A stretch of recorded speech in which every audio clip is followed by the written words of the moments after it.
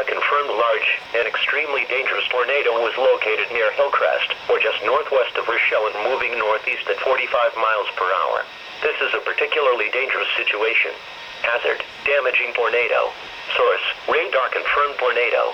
Impact, you are in a life-threatening situation. Flying debris may be deadly to those caught without shelter. Mobile homes will be destroyed. Considerable damage to homes, businesses, and vehicles is likely, and complete destruction is possible.